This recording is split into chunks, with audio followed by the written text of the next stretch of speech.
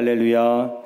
오늘 이 새벽에 하나님의 전을 달려나오신 여러분들과 또 온라인으로 예배하는 우리 모든 주의 교우들에게 부활이요 생명이신 예수님의 놀라운 은총이 충만하시기를 간절히 바랍니다. 예루살렘의 성지 순례를 가보니까 그 예수님이 기도하셨던 감람산을 가게 되는데, 그 감람산 위에서 이렇게 보면 예루살렘이 잘 보입니다. 근데 안타까운 것은 그 예루살렘을 바라볼 때 가장 먼저 눈에 들어오는 게 이슬람의 그 황금돔 사원과 그 사원의 뜰입니다. 근데 그 황금돔 아래에 이렇게 삥 둘러서 예루살렘 성벽이 있는데, 그 성벽의 중간에 보면 완전히 막혀버린 성문 하나가 있습니다. 이 문의 이름은 황금문인데, 그 이유가 예루살렘의 여러 성문들 중에서 가장 아름답게 꾸며져 있기 때문에 황금문이다. 그래서 이 문을 미문이라고도 부르는 것입니다. 그런데 희한한 광경이 뭐냐면은 이 황금문 주위가 온통 묘지입니다. 묘지. 게다가 황금문이 이 보이는 맞은편 이 감람산 기슭까지도 다 묘지로 가득 차 있습니다. 그 이유가 뭔지 아십니까? 유대인들은 아직도 메시아를 기다리고 있는데, 그 메시아가 오면 그 황금문이 열린다는 것입니다. 그리고 황금문 가까이에 있는 그 무덤에, 그 가까이에 있는 무덤부터 죽었던 영혼들이 다시 부활한다는 것을 믿기 때문에 그 황금문 주위에 감람산 그 골짜기에 그렇게 무덤들이 많은 것입니다. 이처럼 우리 사람은 누구나 영원히 살기를 바라고 또 부활을 소망합니다. 그러나 사실 예수님이 없는 사람들의 영생과 부활에 대한 소망은 좀 막연합니다. 반면 우리 믿는 사람들의 영생과 부활에 대한 소망은 확실한 것입니다. 왜냐하면 우리가 믿는 예수님은 십자가에 죽으셨다가 3일 만에 부활하심으로 우리 믿는 자들의 부활의 첫 열매가 되셨기 때문입니다. 오늘 읽은 본문은 우리 예수님이 여러분 잘 아시는 죽은 나사로를 살리시는 그런 사건입니다. 그런데 이 사건의 시작이 되는 1절 이하를 보면 좀 이해하기 힘든 그런 부분들이 있습니다. 평소에 이 나사로를 그렇게 사랑하신 예수님인데, 나사로가 병들었다라는 소식을 들으셨을 때 4절에 보니까 예수님은 이 병은 죽을 병이 아니라 그렇게 말씀하시고, 6절에 보시면은 나사로에게 즉시로 달려가신 게 아니라 이틀을 더 지체하셨습니다. 그리고 14절에는 말씀하시기를 나사로가 죽었다 이렇게 말씀하시는 겁니다. 오늘 읽은 17절에 예수님이 드디어 베다니 동네에 오셨는데 와서 보니 예수님 말씀대로 이미 나사로는 죽었습니다. 그리고 누이 동생 마르다와 마리아가 망연자실하게 오늘 주님을 맞이하는 것입니다. 여러분, 어떤 의문이 생깁니까? 왜 예수님은 나사로가 죽기 전에 가셔서 고쳐주시지 않고 죽은 후에 가셔서 그 나사로를 살리셨을까? 바로 4절에 그 답이 나와 있는 것 같습니다. 우리 4절 말씀, 11장 4절 말씀 같이 한번 읽어보겠습니다. 예수께서 들으시고 이르시되 이 병은 죽을 병이 아니라 하나님의 영광을 위함이요 하나님의 아들이 이로 말미암아 영광을 받게 하려 함이라 하시더라. 아멘. 예수님이 그렇게 하신 목적 한 가지는 하나님의 영광을 위함이요. 여러분, 오늘 우리도 당장은 이해할 수 없는 일이지만은 믿음으로 그것을 감당할 때 종국에는 하나님께 영광을 돌리는 일들이 많은 줄로 믿습니다. 또 예수님 자신이 영광을 받으시기 위함이라는 것입니다. 여러분, 오늘 예수님이 죽어서 장사를 지낸 이 나사로를 통해서 어떻게 영광을 받으실까요? 바로 25절에서 예수님 말씀하시기를 내가 곧 부활이요 생명이니. 여러분, 예수님은 우리의 부활이요 생명이 되심을 통해서 영광을 받으시는 줄로 믿습니다. 오늘 시간 참여한 우리 모두에게도 예수님이 여러분의 부활이요 생명이 되어주시기를 간절히 축원합니다. 그러면 예수님의 부활과 생명을 믿는 신앙은 어떤 신앙이냐? 예수님의 부활과 생명을 믿는 신앙은 어떤 신앙인가? 함께 세 가지로 은혜를 나누기 원합니다. 첫 번째로 완전한 절망 속에서도 하나님의 구원을 바라는 신앙입니다. 완전한 절망 속에서도 하나님의 구원을 바라는 신앙. 여러분, 인간에게 있어서 죽음은 어떤 것입니까? 인간에게 죽음은 끝이요 절망이라고 여겨집니다. 오늘 본문의 마르다와 마리아도 그렇게 생각했습니다. 그들은 예수님이 거기에 오셨는데도 여전히 울면서 말하기를 주님이 여기 계셨더라면 내 오라버니가 죽지 않았을 것입니다 라고 말한 이유는 예수님 오셔서 고맙기는 한데요 이제는 다 끝났습니다 라고 생각했다는 거죠. 또한 본문에서 이 요한복음의 저자가 두 번이나 반복해서 강조하는 게 있습니다. 그것은 17절과 39절인데 17절에 보니까 예수께서 와서 보시니 나사로가 무덤에 있은지 이미 나으리라. 여러분 혹시 이 구절 보면서 하필 왜 나으릴까? 라는 의문을 가져본 적 있으십니까? 보통 성경에서 많이 쓰이는 숫자가 3이나 7인데 여긴 왜 나흘일까? 당시 유대인들의 통념은 죽은 자의 영혼이 죽은 지 사흘까지는 무덤 가까이에 있지만은 나흘이 되면 생명으로 돌아올 수 없다고 여겼던 것입니다.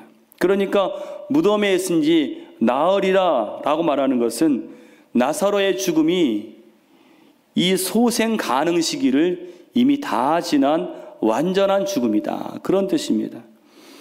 39절은 조금 더 나가죠. 39절 보시면 예수께서 이르시되 돌을 옮겨 놓으라 하시니 그 죽은 자의 누이 마르다가 이르되 주여 죽은 지가 나흘이 되었음에 벌써 냄새가 나나이다. 여러분 냄새가 난다는 것은 뭐예요? 나사로가 완전히 죽어서 그 시신의 부패가 시작이 되었다는 거예요. 그러니까 냄새가 날 정도로 부패가 시작한 이 시체가 다시 부활한다는 것은 꿈에도 생각할 수 없는 거지요. 오늘 이 나사로의 죽음의 현장은 어떤 곳입니까? 완전한 절망의 현장입니다. 아무런 소망이 없고 다 끝났고 슬픔과 통곡과 아쉬움만 남는 현장인데 오늘 그 속에서 예수님이 하신 말씀이 23절에 보니까 예수께서 이르시되 내 오라비가 다시 살아나리라 이렇게 말씀하신 겁니다. 오늘 오라비가 완전히 죽었다고 여기는 이 마르다에게 주님은 내 오라비가 다시 살아나리라 말씀하신 것은 절망하지 말고 이것이 끝이 아니라는 거예요. 여러분 인간에게 절망의 끝이 우리 주님께는 구원의 시작인 것을 믿으시기를 바랍니다. 또 25절 26절을 보시면 우리가 잘 아는 구절이죠. 예수께서 이르시되 나는 부활이요 생명이니 나를 믿는 자는 죽어도 살겠고 무릇 살아서 나를 믿는 자는 영원히 죽지 아니하리니 이것을 내가 믿느냐. 여기에 주목할 말씀은 나를 믿는 자는 죽어도 살겠고, 무슨 말입니까? 아무리 끝이고 아무리 절망적인 상황이라도 주님을 믿으면, 주님께 나아가기만 하면 구원이 있고 가능성이 있고 소망이 있는 줄로 믿습니다. 이것이 바로 죽어도 살겠고의 은총입니다.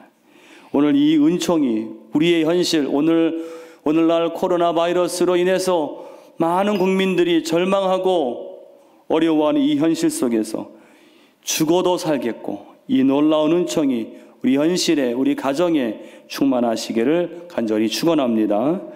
두 번째는 부활과 생명을 믿는 신앙은요, 변동됨이 없이 확고하게 믿는 신앙이에요. 변동됨이 없이 확고하게 믿는 신앙입니다. 오늘 예수님이 나사로가 죽은 소식을 듣고 베다니에 도착을 했을 때 누가 맞이했는가 하면 그 언니 마르다가 맞이했습니다. 그런데 이 마르다의 신앙을 가만히 보면 확고한 신앙이라기보다는 변동이 있는 신앙입니다.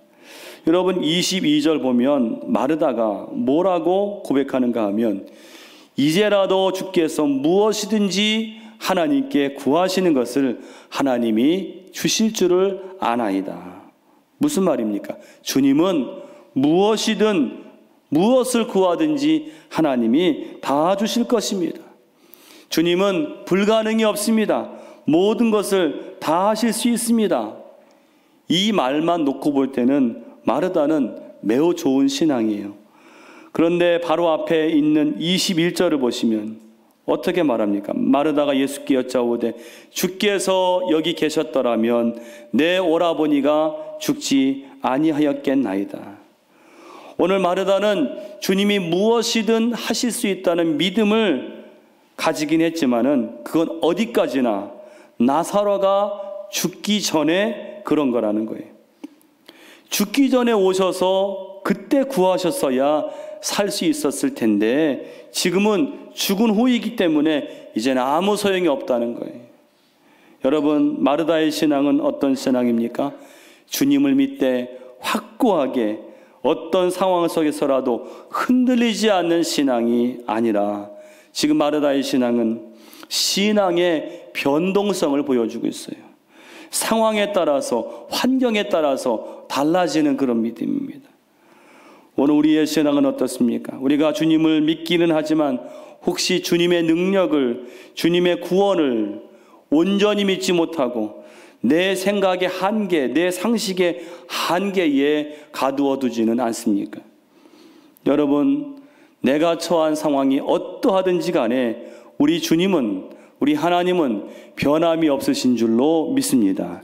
주님은 내 상황과는, 내 환경과는 상관없이 여전히 전능하시고 여전히 신실하신 분인 것을 우리가 다 믿어야 할 줄로 믿습니다. 변동성이 없는 확고한 흔들리지 않는 신앙으로 나아가는 우리 모두가 되시기를 간절히 축원합니다. 세 번째는 돌을 옮겨놓는 신앙입니다. 돌을 옮겨놓는 신앙이 부활과 생명을 믿는 신앙입니다. 오늘 우리는 예수님께서 이 죽은 나사로를 살리신 것을 알고 있죠. 우리는 알고 있습니다. 그렇다면 죽은 이도 살리신 예수님께서 무덤 문을 막고 있는 돌을 옮기시는 것은 아무것도 아니지요. 충분히 하실 수 있습니다. 그럼에도 오늘 예수님은 이 마리아에게 돌을 옮겨 놓으라 이렇게 말씀하세요. 그 이유가 뭘까요? 주석에 보니까 하나님이 도우시는 일에도 인간이 해야 할 일이 있다라고 그렇게 설명을 하더라고요. 여러분, 하나님이 우리에게 일하실 때 우리의 할 일이 무엇입니까? 바로 하나님이 하실 것임을 믿는 것입니다. 그런데 중요한 것은 그 믿음은, 하나님이 하신다고 하는 그 믿음은 무엇으로 나타나야 되는가? 순종과 행함으로 나타나야 된다는 거예요. 가나의 혼인잔치에서 예수님은 물로 포도주를 만들 수 있는 기적을 베푸셨죠. 근데 거기서도 예수님께서 마리아와 종들에게 명령하신 게 있습니다. 항아리에 물을 아구까지 채워라. 여러분, 오늘 종들이 물을 항아리 아구까지 채웠습니다. 그 행동이 무엇입니까? 이것은 곧 믿음입니다. 믿음이 있었기 때문에 항아리에 물을 아구까지 채운 거예요. 바로 믿음으로 말미암은 순종입니다. 사르밧 과부도 생각해 보시기 바랍니다. 하나님은 사르밧 과부의 믿음을 보셨고 그를 돌아보셨어요. 그래서 하나님의 사람을 보내셔서 그를 도와주실 때 요구하신 게 있습니다. 뭘 요구하셨습니까? 떡 한 조각을 내게로 가져와라. 여기에 순종한다는 것은 결코 쉽지 않은 일입니다. 그런데 여러분, 이것이 있으며 순종이 돼요. 이것이 무엇입니까? 믿음이 있으며 순종이 되는 것입니다. 바로 사르밧 과부는 믿음이 있었기 때문에 두말 없이 순종함으로 오늘 그것을 드린 것입니다. 여러분, 이것이 바로 돌을 옮겨 놓는 신앙입니다. 예수님이 돌을 옮겨 놓으라 그렇게 말씀하십니까? 오늘 마르다가 대번에 뭐라고 합니까? 주여, 죽은 지가 나흘이나 되었음에 벌써 냄새가 나나이다. 그때 예수님 뭐라고 하십니까? 40절에 보시면 예수께서 이르시되 내 말이 네가 믿으면 하나님의 영광을 보리라. 여기에 믿으면 어떤 믿음입니까? 입술만의 믿음이 아닙니다. 순종으로 나타나는 믿음이에요. 다시 말해서 믿으면 돌을 옮겨 놓아야 됩니다. 믿으면 아무리 돌이 무거워도, 아무리 냄새가 나도 오늘 주님을 믿음으로 돌을 옮겨 놓을 때에 거기에서 하나님의 역사가 나타날 줄로 믿습니다. 하나님은 오늘 우리에게도 돌을 옮겨 놓으라 말씀하세요. 내 생각으로는 아닌 것 같고 어렵지만은 돌을 옮겨 놓으라. 그 돌을 내가 믿음으로 옮겨 놓을 때에 그로부터 하나님의 역사가 시작된다는 것을 믿으시기를 간절히 축원합니다. 기도하겠습니다. 나는 부활이요 생명이니 라고 말씀하신 예수님, 오늘 우리 인생들에게 죽음으로 말미암아 절망할 수밖에 없는 저희들에게 부활과 생명이 되어주신 그 은혜를 진심으로 감사합니다. 오늘 이 시간에 참여한 우리 모든 주의 성도들은 부활과 생명의 신앙을 소유함으로 완전한 절망 속에서도 하나님의 구원을 바라볼 수 있도록 인도하여 주시옵소서. 우리의 믿음이 변동하지 말고 늘 언제나 확고한 신앙이 되게 해 주시옵시고, 주님을 믿음으로 오늘 나에게 돌을 옮겨 놓으라 말씀하실 때 그 돌을 옮겨 놓는 그런 믿음의 순종이 있게 하여 주시옵소서. 하나님, 우리나라가 지금 또 세계의 수많은 사람들이 지금 이 코로나 바이러스로 어렵고 또 고통스러운 시간들을 보내고 있습니다. 부활과 생명의 주님을 바라보게 하여 주시옵소서.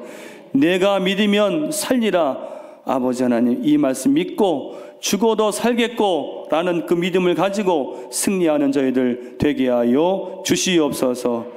하나님, 오늘도 주님 앞에 기도하는 주의 성도들 기도를 다 들으시고 축복해 주시며, 특별히 귀한 예물 드려 하나님 기도하는 주의 성도들 그 간구에 놀랍게 응답하여 주시옵소서.